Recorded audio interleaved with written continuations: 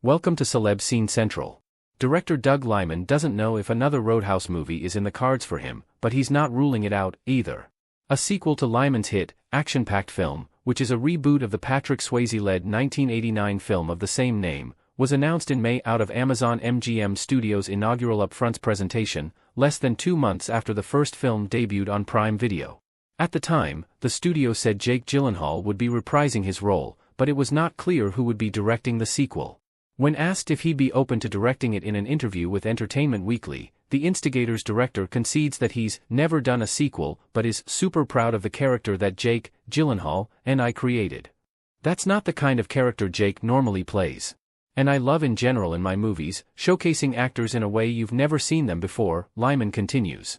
So Matt Damon in a comedy, or Casey Affleck as a leading man in a big commercial movie. And in Roadhouse, seeing Jake as a winning lead in a big, commercial movie, it was such a fun thing. And Jake's a really close friend.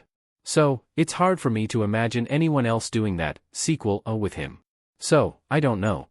Liman famously boycotted the film's premiere after Amazon announced Roadhouse would not get a theatrical release, but would instead debut on Prime Video. The director did, in fact, end up attending the premiere, opting to sit in the audience to watch. Initially, the film was reportedly conceived as a theatrical release for MGM, but that changed when that company was purchased by Amazon.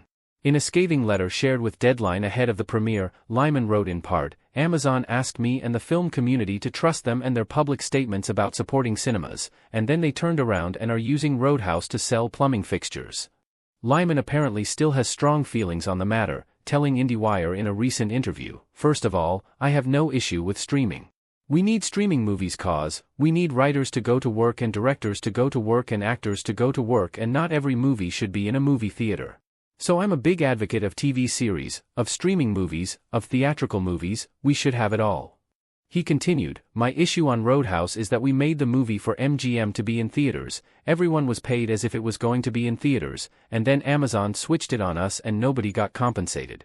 Forget about the effect on the industry, 50 million people saw Roadhouse. I didn't get a cent, Jake Gyllenhaal didn't get a cent, producer, Joel Silver didn't get a cent.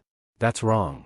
According to Variety, at the time of the acquisition, sources familiar with the negotiation said that Liman, Gyllenhaal, and Silver were given a choice between a $60 million deal for a release in theaters, or a budget of $85 million with a streaming-only release, and they chose the latter.